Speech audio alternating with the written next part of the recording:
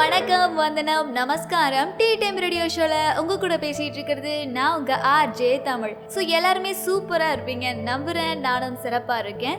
So நம்ம daily யாரை பத்தியாவது சில சுவாரஸ்யமான விஷயங்கள் பார்த்துட்டு இருக்கோம் இல்லையா? ரீசெண்டாக நான் இளையராஜா அவர்கள், கண்ணதாசன் அவர்கள், SPB, MSV, ஜானகி அம்மா, சுஷிலா அம்மா, TMS அவர்கள், ஏசுதாஸ் அவர்கள் மற்றும் புரட்சி தலைவர் MGR அவர்கள், சிவாஜி கணேசன் அவர்கள், ஜெமினி கணேசன் அவர்கள், இன்னும் பல செலிபிரிட்டிஸை பற்றிலாம் இன்ட்ரெஸ்டிங்கான விஷயங்கள் சொல்லியிருந்தேன். அது மட்டும் இல்லாமல் இந்த செலிபிரிட்டிஸோட பார்ட் 2 வீடியோவும் போஸ்ட் பண்ணியிருந்தேன். அந்த வீடியோட லிங்கை நான் டிஸ்கிரிப்ஷனில் கொடுக்குறேன். நீங்கள் இன்னும் அதை கேட்கலைன்னா உடனே போய் கேட்டுருங்க. அப்படியே ஒரு லைக் பண்ண தட்டி விடுங்க. அப்போதான் எங்களுக்கு அடுத்த வீடியோவை கொடுக்கறதுக்கு ஒரு பூஸ்டப்பாக இருக்கும். அண்ட் மறக்காம நம்ம சேனலை சப்ஸ்கிரைப் பண்ணுங்க. அப்போதான் உங்களுக்கு உடனே அப்டேட் வரும். அப்படியே உங்க ஃப்ரெண்ட்ஸுக்கும் ஷேர் பண்ணுங்க. அந்த வரிசையில இன்னைக்கு இன்னொருத்தரை பத்தி சில இன்ட்ரெஸ்டிங்கான விஷயம், சுவாரஸ்யமான விஷயம் கொண்டு வந்திருக்கேன். அது யாரு அப்படின்னு பாத்தீங்கன்னா, தமிழ் சினிமாவை பொறுத்த வரைக்கும் நமக்கு கவிஞர்னாலே கண்ணதாசன் அவர்கள், வாலி அவர்கள், வைரமுத்து அவர்கள், இந்த மாதிரி பெரிய பெரிய லெஜெண்ட் தான் நமக்கு ஞாபகம் வரும். கரெக்டா? ஆனா இவங்க வரிசையில இன்னொரு லெஜெண்டும் இருக்காரு. அந்த காலத்துலலாம் அவருடைய பாடல் வரிகள் இல்லாம ஒரு பாடலை பார்க்கறது ரொம்பவே அரிதான விஷயம். ஆமாங்க, the one and only legend கவிஞர் புலமைப்பித்தன் அவர்களை பத்தி தான் நான் பேச வந்திருக்கேன். இவர் ஒரு நல்ல கவிஞர் மட்டும் இல்லாம மிகச்சிறந்த பாடலாசிரியரும் கூட. கவிஞர் புலமைப்பித்தன் அவர்கள் அக்டோபர் 6, 1935 தான் பிறந்திருக்காரு. இவரு பாத்தீங்கன்னா இவருடைய சொந்த ஊர் கோயம்புத்தூர்ல இருக்கிற இருகூர் அப்படின்ற ஒரு பகுதி தான். இவரு தன்னோட சின்ன வயசுலயே கோயம்புத்தூர்ல உள்ள ஒரு டெக்ஸ்டைல் மில்ல தான் வேலை பார்த்திருக்காரு. ஸோ இப்படி சாதாரணமா ஒரு டெக்ஸ்டைல் மில்ல வேலை பார்த்த ஒருத்தர் இன்னைக்கு எப்படி தமிழ் சினிமால ஒரு லெஜெண்டரியான ஒரு ஃபேமஸான கவிஞரா மாறினாரு அப்படின்றது எல்லாராலையும் முடியுமான்னு தெரியல. ஆனா இவருக்குள்ள இருந்த அந்த ஒரு ஆசை, தமிழ் சினிமாக்குள்ள எப்படியாவது நுழைஞ்சிடணும், தமிழ் சினிமால ஒரு பெரிய பாடலாசிரியரா வரணும். கவிஞர் புலமைப்பித்தன் அவர்களுக்கு தமிழ் மேல அதிக பற்று இருந்துச்சா. ஸோ அதனாலேயே இவர் தமிழ் இலக்கியத்தை தவ திரு சாந்தலிங்க அடிகளார் பேரூர் தமிழ் கல்லூரியில தான் படிச்சிருக்காரு. அது மட்டும் இல்லாம இவர் சென்னைக்கு 1964 தான் வந்திருக்காரு. அதுவும் சென்னைக்கு வந்தா நம்ம சினி ஃபீல்டுக்குள்ள ஈஸியா நுழைஞ்சா நம்மளுடைய திறமையை யூஸ் பண்ணி நிறைய பாடல்களுக்கு வரிகள் எழுதலாம் அப்படின்ற ஒரு ஆசையினாலேயே இவர் வந்திருக்காரு. அதுக்கப்புறம் என்ன நடந்துச்சு, எப்படி சாதாரணமா மில்லுல வேலை பார்த்தவர் இன்னைக்கு தமிழ் சினிமால பெரிய ஆளா வந்தாரு அப்படின்றத பத்தி தெரிஞ்சுக்கலாம். பட் அதுக்கு முன்னாடி ஒரு நல்ல பாடலை கேட்டுட்டு வந்துடலாம். KR அவர்களுடைய இயக்கத்துல சிவா மற்றும் மோகினி இவங்க 2 பேரும் இணைந்து நடிச்ச படம் தான் ஈரமான ரோஜாவே. இந்த படம் 1991 வெளிவந்துச்சு. இளையராஜா அவர்களுடைய இசையில புலமைப்பித்தன் ஐயா அவர்களோட வரிகளை மனோ மற்றும் சுனந்தா இவங்க 2 பேரும் இணைந்து பண்ண பாடல் தான் அதோ மேக ஊர்வலம். இந்த அற்புதமான பாடல் உங்களுக்காக வந்துட்டே இருக்கு. கேட்டுட்டு வாங்க. தொடர்ந்து நம்ம புலமைப்பித்தன் ஐயா அவர்களை பத்தின சில சுவாரஸ்யமான விஷயங்களை பார்க்கலாம்.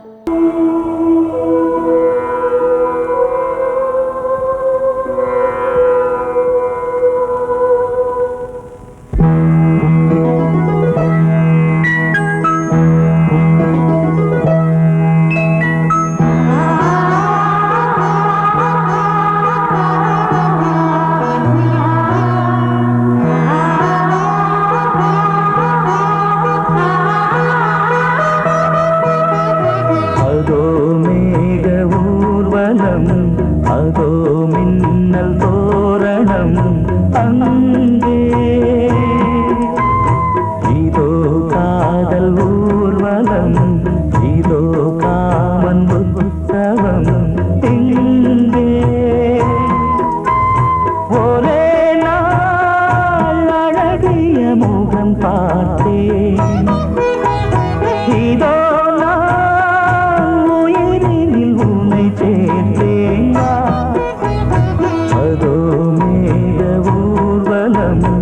அதோ மின்னல் தோரணம் அங்கே.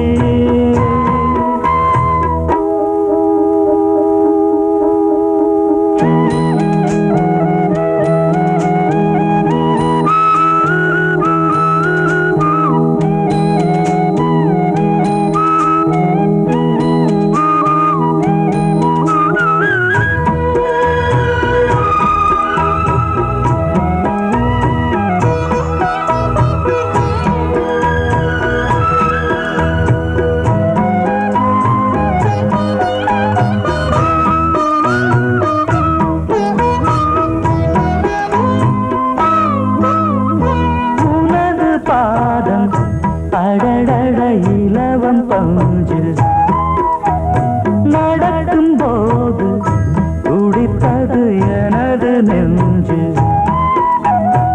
இரண்டு வாழை தண்டிலே ராஜகோபுரம் நானும் இன்று கேட்கிறேன் உன்னை ஓர்வரம் தேகம் தன்னை மூடவே கூந்தல் போதும் போதுமே ஆடை என்ன வேண்டுமா ஆடம் என்னவா அதோ மேக ஊர்வலம் அதோ மின்னல் தோரணம் அங்கே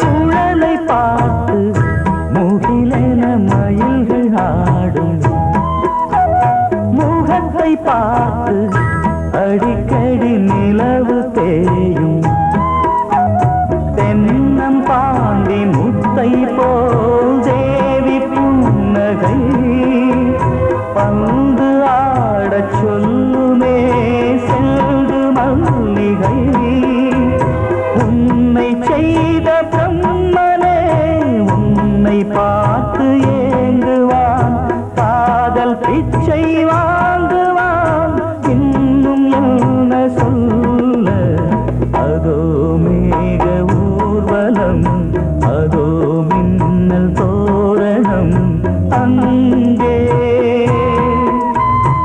இதோ காதல் ஊர்வலம் இதோ காமன் உற்சவம் இங்கே ஒரே நாள் அழகிய முகம் பார்த்தேன் இதோ நான் உயிரினில் உன்னை சேர்த்தேன் அதோ மேக ஊர்வலம் அதோ மின்னல் தோரணம் அங்கே welcome back tea time radio ஷோல உங்க கூட பேசிட்டு இருக்கிறது நான் உங்க ஆர்ஜே தமிழ். கடைசியா கேட்ட பாடல் உங்க எல்லாருக்கும் பிடித்தமான பாடலா இருக்கும்னு நம்புறேன். So, இன்னைக்கு ஷோல கவிஞர் பாடலாசிரியர் புலமைப்பித்தன் அவர்களுடைய ஸ்பெஷல் பார்த்துட்டு இருக்கோம். புலமைப்பித்தன் அவர்களை பத்தின சில இன்ட்ரெஸ்டிங்கான விஷயம் சுவாரஸ்யமான விஷயம் சொல்றேன் அப்படின்னு சொல்லியிருந்தேன் இல்லையா. எம்ஜிஆர் அவர்களும் ஜெயலலிதா அம்மாவும் இணைந்து நடிச்ச படம் தான் அடிமை பெண். இந்த படம் 1969 வெளிவந்துச்சு. இதுல 1000 நிலவே வா அப்படின்ற ஒரு பாடல் இடம்பெற்றிருக்கும் இல்லையா. இந்த பாடல்களுக்கு வரி எழுதினதே நம்ம புலமைப்பித்தன் ஐயா தான் அப்படின்னு சொன்னா நீங்க நம்புவீங்களா? ஏன்னா அதுல உள்ள வரிகள்லாம் கேட்கும் போது நம்ம நினைச்சிருப்போம் ஒரு காலத்துல இந்த பாடல்களுக்கு வரி எழுதினது ஒருவேளை கண்ணதாசன் அவர்களா இருக்கும், இல்லைன்னா வாலி அவர்களா இருக்கும் அப்படின்ற மாதிரி தான் நம்ம நினைச்சிருப்போம். ஏன்னா அந்த பாடல்கள்ல ஒவ்வொரு வரியும் அப்படி செதுக்கி செதுக்கி எழுதியிருப்பாங்க. அது மட்டும் இல்லாம ரொம்பவே ரொம்பவே அர்த்தமுள்ளதாகவும் இருக்கும். ஸோ அதுக்கப்புறம் தான் தெரிய வந்துச்சு, அப்போ இதுக்கு வரிகள் எழுதினது வாலி அவர்களோ கண்ணதாசன் அவர்களோ கிடையாது. அவங்களுக்கு நிகராகவும் இன்னொரு கவிஞர் இருக்காரு, அவர் தான் இந்த பாட்டுக்கு வரி எழுதினாரு. அவர் வேற யாரும் இல்ல, நம்ம புலமைப்பித்தன் ஐயா அவர்கள் தான். 1000 நிலவே வா பாடல்கள் மட்டும் இல்லாம எம்ஜிஆர் அவர்களுக்கு மட்டுமே புலமைப்பித்தன் ஐயா அவர்கள் நிறைய பாடல்கள் எழுதியிருக்காராம். அது மட்டும் இல்லாம நம்ம எம்ஜிஆர் அவர்களுக்கு ரொம்பவே பிடித்தமான கவிஞர்கள்ல புலமைப்பித்தன் ஐயா அவர்களும் ஒருத்தர். ஸோ சென்னைக்கு போனா சினிமாக்குள்ள நுழையிறதுக்கு வாய்ப்புகள் கிடைக்கும். அது மட்டும் இல்லாம தமிழ் சினிமால வர நிறைய பாடல்களுக்கு நம்ம வரிகள் எழுதலாம், இது மூலமா நம்மளுடைய திறமை வெளியே தெரிய வரும் அப்படின்ற ஒரு லட்சியத்தோட சென்னைக்கு முத 1964 வந்தாரு அப்படின்ற மாதிரி பார்த்தோம் இல்லையா. ஸோ எல்லாரும் மாதிரி தான் புலமைப்பித்தன் ஐயா அவர்களும் சென்னைக்கு போன உடனே இவருக்கு வந்து சினிமால சான்ஸ்லாம் கிடைக்கல, ரொம்பவே சான்ஸ்க்காக கஷ்டப்பட்டு இருந்தாரு. அப்போதான் அவருக்கு தமிழ் மேல அதிக பற்று இருக்கும் அப்படின்ற மாதிரி பார்த்தோம் இல்லையா. ஸோ அங்க உள்ள ஒரு பள்ளிக்கூடத்துல தமிழ் வாத்தியாராகவும் வேலை செஞ்சிருக்காரு. அதோட சைட் பை சைடு இவருக்கு பிடித்தமான பாடல் ஆசிரியருக்கான வேலையையும் தேடி இருக்காரு. அது மட்டும் இல்லாம இவரோட ஃப்ரீ டயத்துல நிறைய பாடல்களுக்கு வரிகளும் எழுதுவாங்களாம். அப்படி தேடிட்டு இருக்கிற சமயம் தான் 1966 நம்ம எம்ஜிஆர் அவர்கள் நடிச்ச குடியிருந்த கோவில் படத்துக்காக நம்ம புலமைப்பித்தன் ஐயா அவர்களுக்கு ஒரு வாய்ப்பு கிடைக்குது. ஸோ முத புலமைப்பித்தன் ஐயா அவர்கள் தமிழ் சினிமால யாருக்காகவும் பாடல் வரிகள் எழுதல. The one and only legend புரட்சி தலைவர் எம்ஜிஆர் அவர்களுக்காக தான் முத பாடல்கள் எழுதினாரு. அப்படி முத பாடல் எழுதினாரே எல்லாருக்கும் பிடிச்சு போச்சா. எம்ஜிஆர் அவர்கள் கேட்டுட்டு என்ன சொன்னாரு, இல்ல கவிஞர்களே லெஜெண்டான வாலி அவர்கள் என்ன சொன்னாரு, கண்ணதாசன் அவர்கள் என்ன சொன்னாரு, ஏன்னா பாட்டு எம்ஜிஆர் அவர்களுக்கு எழுதுறாரு, எல்லாருமே இதை அக்செப்ட் பண்ணிட்டாங்களா, இல்ல இந்த பாட்டு தான் ரீச் ஆச்சா, இப்படின்ற பல கேள்விகள் உங்களுக்குள்ள வந்திருக்கும். ஸோ அப்படி அவர் முத எம்ஜிஆர் அவர்களுக்காக பாடல்கள் எழுதினதுக்கு அப்புறம் அவருடைய நிலைமை எப்படி மாறுச்சு அப்படின்றத பத்தி தெரிஞ்சுக்கலாம். பட் அதுக்கு முன்னாடி ஒரு நல்ல பாடலை கேட்டுட்டு வந்துடலாம். மணிரத்னம் அவர்களுடைய இயக்கத்துல கமல்ஹாசன் மற்றும் சரண்யா பொன்வண்ணன் இவங்க 2 பேரும் இணைந்து நடிச்ச படம் தான் நாயகன். இந்த படம் 1987 வெளிவந்துச்சு.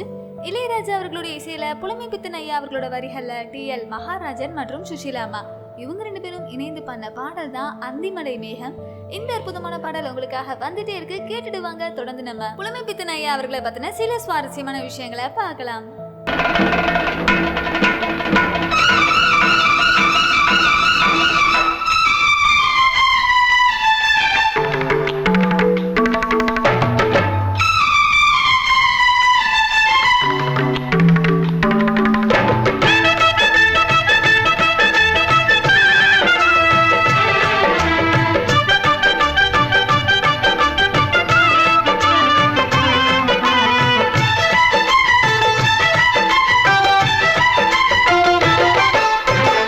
மழை மேகம் தங்க மழை தூவும் திருநாளாம், எங்களுக்கும் காலம் வந்ததென பாடும் பெருநாளாம்.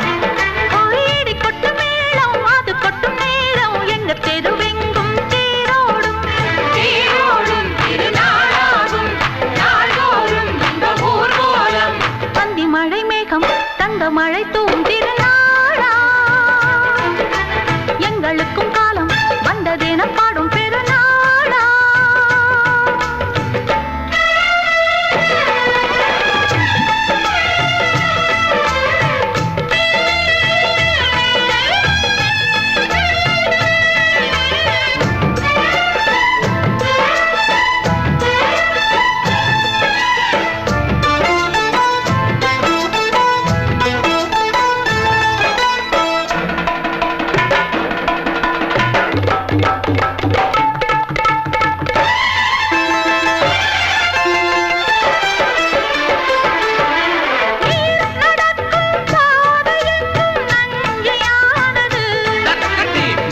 நடக்கும் பாதை எங்கும் பஞ்சம் போனது, மாடங்கள் கலை கூடங்கள் யார் செய்தார் அதை நாம் செய்தோம். நாடாளும் ஒரு ராஜாங்கம் யார் தந்தார் அதை நாம் தந்தோம். தேசம் என்னும் சோலையின் வேர்கள் நாங்களே, தியாகம் என்னும் ஜோதியின் தீபம் நாங்களே.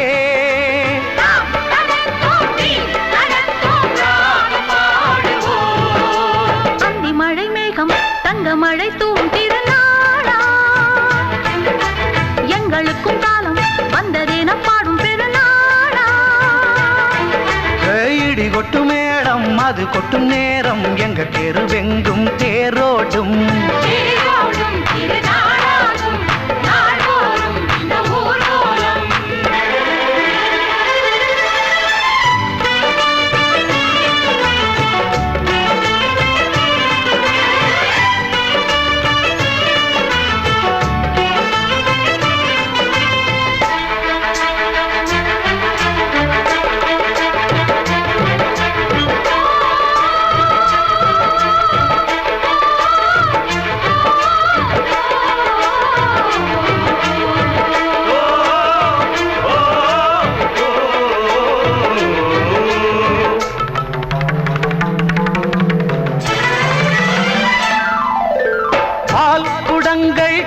குடங்கள் 100 வந்தது,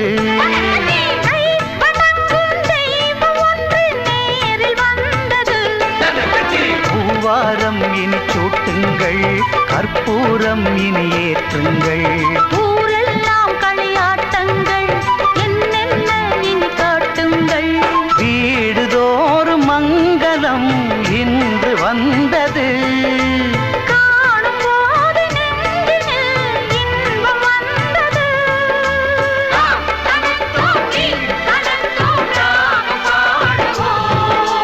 அந்தி மழை மேகம் தங்க மழை தூவும் திருநாளாம். எங்களுக்கும் காலம் வந்ததென பாடும் பெருநாளா. இடி கொட்டு மேடம் அது கொட்டும் நேரம் எங்கள் தெருவெங்கும் தெருவெங்கும் தேரோடும்.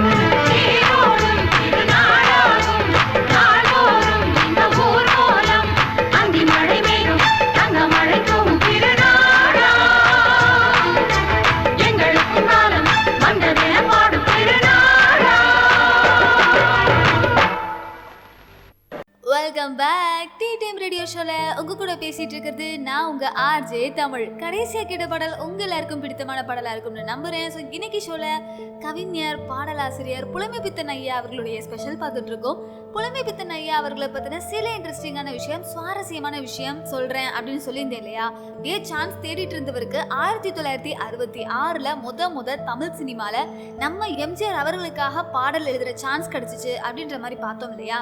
ஸோ அப்படி இவர் முத எழுதின படம் தான் நம்ம எம்ஜிஆர் அவர்கள் நடிச்ச குடியிருந்த கோவில் படத்துக்காக நான் யார் நீ யார். இந்த பாடலுக்கு தான் முத நம்ம புலமை பித்தன் ஐயா அவர்களுக்கு வரிகள் எழுத சான்ஸ் கிடைச்சிச்சு. எல்லாருமே ஃபர்ஸ்ட் யோசிச்சாங்களாம், இவர் எப்படி இந்த படத்துல பாடல்களுக்கு வரி எழுத வைக்கலாம், அதுவும் எம்ஜிஆர் அவர்களுடைய படத்துல எப்படி நீங்க எழுத வைக்கலாம் அப்படின்ற மாதிரி எல்லார் சைடுமே கேள்விகள் எழுப்பினாங்களாம். ஆனா ஒன்ஸ் அந்த பாடல்கள் வெளியானதுக்கு அப்புறம் தான் அந்த பாடல் சூப்பர் டூப்பர் ஹிட் ஆச்சு. அது மட்டும் இல்லாம இந்த பாடல்கள் எல்லாருக்குமே ரொம்ப பிடித்தமான பாடலா மாறுச்சு. அது மட்டும் இல்லாம உலக அளவுல ரொம்பவே ஃபேமஸ் ஆச்சு. எம்ஜிஆர் அவர்களே கூப்பிட்டு நம்ம புலமை பித்தன் ஐயா அவர்களை பாராட்டினாராம். உங்களுடைய பாடல் வரிகள் ரொம்பவே சிந்திக்க கூடியதா இருக்கு, ரொம்பவே சூப்பரா இருக்கு அப்படின்ற மாதிரி நம்ம எம்ஜிஆர் அவர்களே தனிப்பட்ட முறையில புலமை பித்தன் ஐயா அவர்களை கூப்பிட்டு பாராட்டினதோடு மட்டும் இல்லாம அதுக்கப்புறம் உலகம் அறிய தமிழ் மக்கள் எல்லாருக்குமே புலமை பித்தன் ஐயா அவர்கள்னா யாரு அப்படின்றது தெரிய வந்துச்சு. அது மட்டும் இல்லாம இந்த லெஜண்ட் கவிஞரான கண்ணதாசன் அவர்கள், வாலி அவர்கள்லாம் பார்த்துட்டு மிரண்டே போயிட்டாங்களாம். யார்ப்பா அது இந்த அளவுக்கு சிந்திச்சு எழுதியிருக்காங்க, சிந்திச்சு எழுதுனது மட்டும் இல்லாம எம்ஜிஆர் படத்துக்கு இவ்வளவு பிரம்மாண்டமா வரிகள் எழுத முடியுமா, யார் அப்படி எழுதுனது அப்படின்னு நம்ம புலமை பித்தன் ஐயா அவர்களை பார்த்து இவங்க 2 பேருமே ஆச்சரியப்பட்டாங்களாம். ஸோ அந்த ஒரு பாடல்களுக்கு அப்புறம் தான் நம்ம புலமை பித்தன் ஐயா அவர்களுடைய வாழ்க்கையில ஒரு பெரிய திருப்புமுனை ஏற்பட்டுச்சுன்னே சொல்லலாம். ஏன்னா அதுக்கப்புறம் புலமை பித்தன் ஐயா அவர்களை பார்க்கறதுக்கு அவங்க வீட்டில் கியூல நின்று தான் பார்த்தாங்களாம். ஏன்னா அந்த டயத்துல நம்ம புலமை பித்தன் ஐயா ஒரு பீக்ல இருந்தாங்கன்னே சொல்லலாம். ஸோ ஒரு காலகட்டத்தில் சான்ஸுக்காக அலைஞ்சிட்டு இருந்த நம்ம புலமை பித்தன் ஐயா அவர்களுக்கு அதுக்கப்புறம் எங்க படத்துக்கு நீங்க பாட்டு எழுதுறீங்களா, நீங்க ஃப்ரீயா இருக்கீங்களா அப்படின்ற மாதிரி எல்லாருமே நம்ம புலமை பித்தன் ஐயா வீடு தேடி வந்து வாண்டடா கூப்பிட்டாங்களா. அப்போ பார்த்துக்கோங்க அந்த அளவுக்கு நம்ம புலமை பித்தன் ஐயா அவர்கள்ட்ட திறமை இருந்திருக்கு. அது மட்டும் இல்லாம எல்லாருக்குமே ஃபர்ஸ்ட் சான்ஸ்லயே நம்ம சக்சஸ் ஆகிடலாம், ஹிட் அடிக்கும் அப்படின்ற மாதிரி எதிர்பார்க்கறது ரொம்பவே கஷ்டம். இப்போ ஒருத்தவங்க ஃபர்ஸ்ட் படம் நடிக்கிறாங்கன்னா ஃபர்ஸ்ட் படமே ஹிட் ஆகும் அப்படின்னு எதிர்பார்க்கறது கஷ்டம். அதே மாதிரி ஃபர்ஸ்ட் சாங் எழுதுனா அந்த ஃபர்ஸ்ட் சாங்கே ஹிட் ஆகும், உலகம் வரைய ஃபேமஸ் ஆகிடலாம் அப்படின்னு எதிர்பார்க்கறது ரொம்பவே கடினமான விஷயமா இருந்தாலும் நம்ம புலமை பித்தன் ஐயா அவர்களுக்கு அது வெற்றியை கொடுத்துருக்கு. அதுக்கப்புறம் புலமை பித்தன் ஐயா அவர்கள் என்னென்ன பாடல்கள் எழுதினாரு, அதுக்கப்புறம் என்னென்ன விருதுகள் வாங்கினாரு அப்படின்றத பத்தி தெரிஞ்சுக்கலாம். பட் அதுக்கு முன்னாடி ஒரு நல்ல பாடலை கேட்டுட்டு வந்துடலாம். தேவராஜ் மற்றும் மோகன் இவங்க 2 பேருடைய இயக்கத்துல ஸ்ரீபிரியா, சரத் பாபு இவங்க 2 பேரும் இணைந்து நடிச்ச படம் தான் கண்ணில் தெரியும் கதைகள். இந்த படம் 1980 வெளிவந்துச்சு. இளையராஜா அவர்களுடைய இசையில புலமை பித்தன் ஐயா அவர்களோட வரிகளை எஸ்பி பாலசுப்ரமணியம், ஜானகி அம்மா மற்றும் சுஷிலாமா இவங்க எல்லாரும் இணைந்து பண்ண பாடல் தான் நான் ஒரு பொன்னோவியம். இந்த அற்புதமான பாடல் உங்களுக்காக வந்துட்டே இருக்கு, கேட்டுட்டு வாங்க. தொடர்ந்து நம்ம புலமை பித்தன் ஐயா அவர்களை பத்தின சில சுவாரஸ்யமான விஷயங்களை பார்க்கலாம்.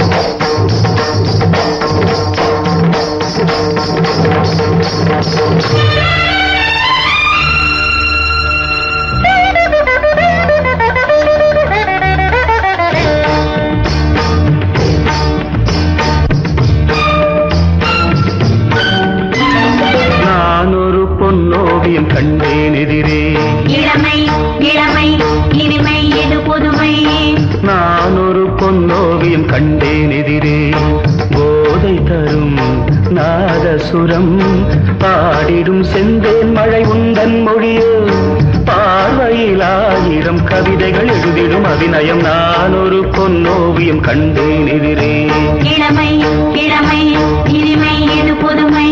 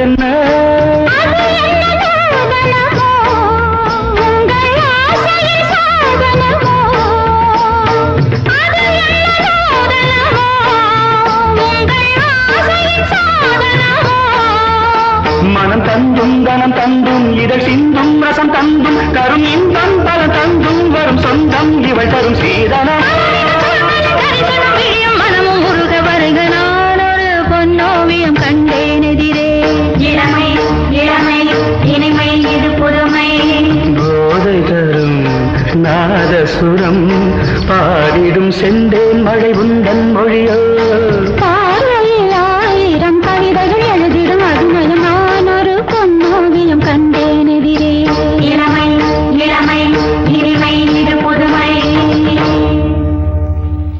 Welcome back tea time radio ஷோல உங்க கூட பேசிட்டு இருக்கிறது நான் உங்க ஆர்ஜே தமிழ். கடைசியா கேட்ட பாடல் உங்க எல்லாருக்கும் பிடித்தமான பாடலா இருக்கும்னு நம்புறேன். ஸோ இன்னைக்கு ஷோல கவிஞர், பாடலாசிரியர் புலமைப்பித்தன் ஐயா அவர்களுடைய ஸ்பெஷல் பார்த்துட்டு இருக்கோம்.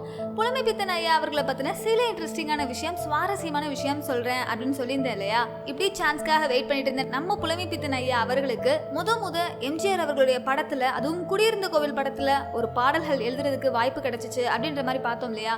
ஸோ அதுக்கப்புறம் அந்த பாடல்களும் ஹிட்டாச்சு. மக்கள் மத்தியில அந்த பாடல் மிகச்சிறந்த ஒரு பிளாக் பஸ்டர் ஹிட்டாச்சு. அது மட்டும் இல்லாம அதுக்கப்புறம் நிறைய பாடல்களுக்கு வரிகள் எழுதுறதுக்கு நம்ம புலமைப்பித்தன் ஐயா அவர்களுக்கு நிறைய சான்ஸ் கிடைச்சிச்சா.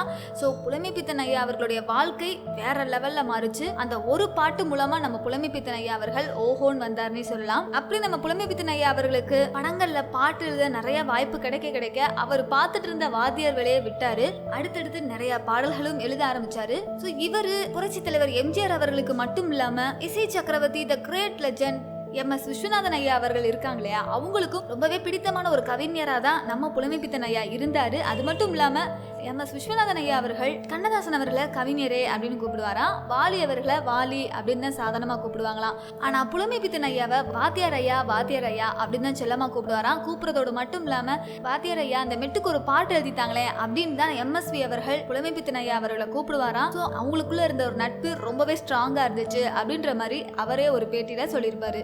அது மட்டும் இல்லாம உச்சி வகுந்தெடுத்து பிச்சி பூ வச்ச கிளி அப்படின்ற ஒரு பாடலை பத்தி உங்க எல்லாருக்குமே தெரிஞ்சிருக்கும். ரோசாப்பூ ரவிக்கக்காரி அப்படின்ற ஒரு படத்துல இடம்பெற்றிருக்கும். இந்த படம் 1979 வெளிவந்துச்சு.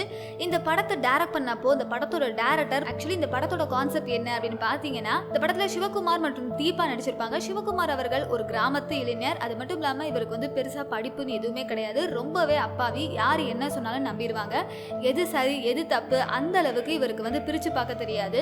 அது மட்டும் இல்லாம இவரோட மனைவி பாத்தீங்கன்னா ஒரு மாடர்ன் உலகத்தை விரும்புறவங்க. ஸோ அந்த டயத்துல இவங்களுடைய மனைவிக்கு வேறொரு ஆணோட தொடர்பு இருக்கு. அந்த விஷயத்த அந்த ஊர் மக்கள் எல்லாருமே வந்து சிவகுமார் அவர்கிட்ட முறையிடுறாங்க. ஸோ சிவகுமார் அவர்களால் அந்த இடத்துல அவருக்கு எப்படி ரியாக்ட் பண்ணணுமே தெரியல. இதுதான் கான்செப்ட். ஸோ இந்த கான்செப்ட் ஏற்ற மாதிரி ஒரு பாட்டு எழுதிட்டாங்க அப்படின்னு இந்த படத்தோட டைரக்டர் நம்ம புலமைப்பித்தன் ஐயா அவர்கள்ட்ட கேட்டிருக்காரு. ஸோ அப்போ புலமைப்பித்தன் ஐயா அவர்கள் ஏற்கனவே இலக்கியம் படிச்சிருக்காரு அப்படின்ற மாதிரி பார்த்தோம் இல்லையா? ஸோ அந்த அனுபவத்தை யூஸ் பண்ணி அவர் இந்த பாட்டை ரொம்பவே சூப்பராக எழுதியிருக்காரு. அதுக்கு பின்னாடி ஒரு சுவாரஸ்யமான கதை வேற இருக்கு. அது என்ன அப்படின்றத தெரிஞ்சுக்கலாம். பட் அதுக்கு முன்னாடி ஒரு நல்ல பாடலை கேட்டுட்டு வந்துடலாம். பாஸ்கர் அவர்களுடைய இயக்கத்துல சிவகுமார் மற்றும் அமலா இவங்க 2 பேரும் இணைந்து நடிச்ச படம் தான் பன்னீர் நதிகள். இந்த படம் 1986 வெளிவந்துச்சு. சங்கர் கணேஷ் அவர்களுடைய இசையில புலமைப்பித்தன் ஐயா அவர்களோட வரிகள்ல யேசுதாஸ் அவர்கள் பாடின பாடல் தான் பனிவிலும் பருவநிலா. இந்த அற்புதமான பாடல் உங்களுக்காக வந்துட்டே இருக்கு, கேட்டுட்டு வாங்க. தொடர்ந்து நம்ம புலமைப்பித்தன் ஐயா அவர்களை பத்தின சில சுவாரஸ்யமான welcome back tea time radio ஷோல உங்க கூட பேசிட்டு இருக்கிறது நான் உங்க ஆர்ஜே தமிழ். கடைசியா கேட்ட பாடல் உங்க எல்லாருக்கும் பிடித்தமான பாடலா இருக்கும்னு நம்புறேன். ஸோ இன்னைக்கு ஷோல கவிஞர், பாடலாசிரியர் புலமைப்பித்தன் ஐயா அவர்களுடைய ஸ்பெஷல் பார்த்துட்டு இருக்கோம். புலமைப்பித்தன் ஐயா அவர்களை பத்தின சில இன்ட்ரெஸ்டிங்கான விஷயம், சுவாரஸ்யமான விஷயம் சொல்றேன் அப்படின்னு சொல்லியிருந்தேன் இல்லையா? ஸோ இந்த படத்தோட கான்செப்டை சொன்னதுக்கு அப்புறம் அந்த இடத்துல நம்ம புலமைப்பித்தன் ஐயா அவர்கள் சொன்ன ஒரு விஷயம், நான் ஏற்கனவே படிச்சிருக்கேன். ஸோ ஒரு விஷயத்த மக்கள்கிட்ட சொல்லணும் அப்படின்னா டைரக்டா சொல்லக்கூடாது, சுத்தி வளைச்சு சொல்லணும். அது மட்டும் இல்லாம நம்ம என்ன சொல்ல வரோம் அப்படின்றத அவங்க புரிஞ்சுக்கணும். ஸோ இப்படித்தான் நான் எப்பவுமே பாட்டு எழுதுவேன். அதனால இந்த இடத்துல நான் இலக்கியம் படிச்சிருக்கேன், அதனால அந்த இலக்கியம் எனக்கு இப்ப ரொம்பவே பெருசா உதவும். அந்த இலக்கியத்தை யூஸ் பண்ணி உங்களுக்கு நீங்க எதிர்பார்க்குற மாதிரி நான் கண்டிப்பா பாடல்கள் எழுதி தரேன், கேட்டுட்டு வந்து எப்படி இருக்குன்னு சொல்லுங்க அப்படின்ற மாதிரி நம்ம புலமைப்பித்தன் ஐயா அவர்கள் அந்த படத்தோட டைரக்டர்கிட்ட சொன்னாங்களாம். ஸோ அவங்க சொன்ன மாதிரி இவர் பாட்டும் எழுதி கொடுத்தாரா. இந்த பாட்டு கேட்டதுக்கு அப்புறம் இந்த படத்தோட டைரக்டர் ரொம்பவே ஆச்சரியப்பட்டு போனாங்களாம். இன்ஃபேக்ட் அவருக்கு பிடிச்சும் போச்சாம். அப்படி உருவான பாடல் தான் உச்சி வகுந்தெடுத்து பிச்சி பூ வச்ச கிளி பச்சை மலை பக்கத்துல மேயுதுன்னு சொன்னாங்க. மேயுதுன்னு சொன்னதுல நியாயம் என்ன கண்ணாத்தா? பாருங்களேன், ஆக்சுவலி எல்லாரும் வந்து ஒய்ஃபை பத்தி தப்பா சொல்றாங்க.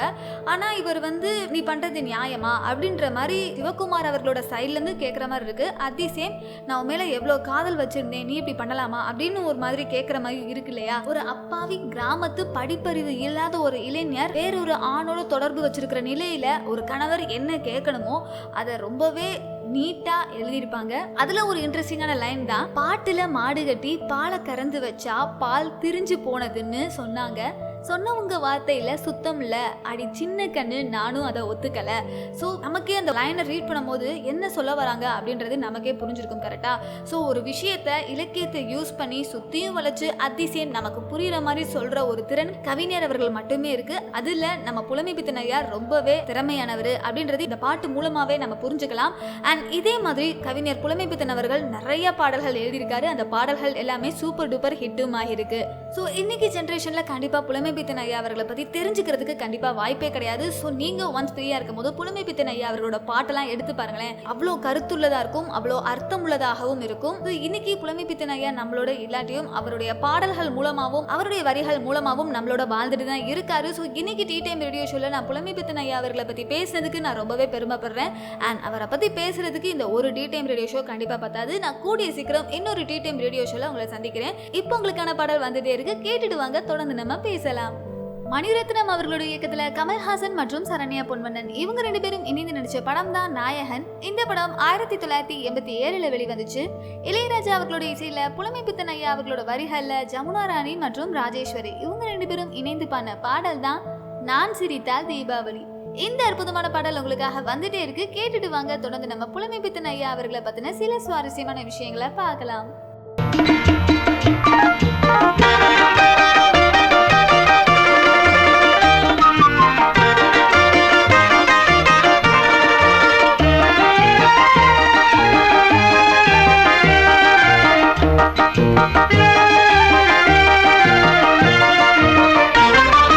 நான் சிரித்தால் தீபாவளி,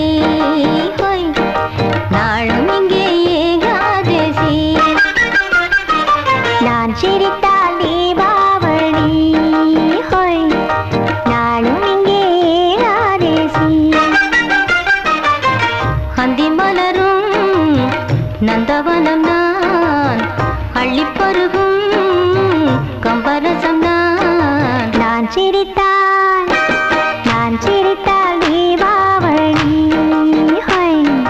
நாளும் இங்கே ஏகாதசி.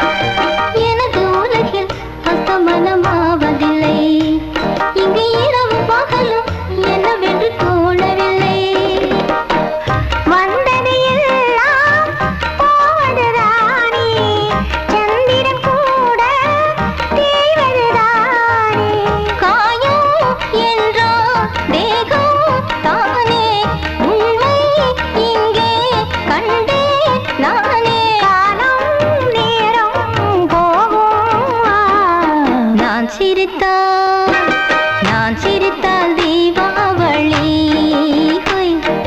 நாளும் இங்கே ஏகாதசி. அந்தி மலரும் நந்தவனம் நான், அள்ளி பருவும் கம்பரசம் நான். நான் சிரித்தால் தீபாவளி, நாளும் இங்கே Ekadashi. La la la la la la la la la la la la la la la la la.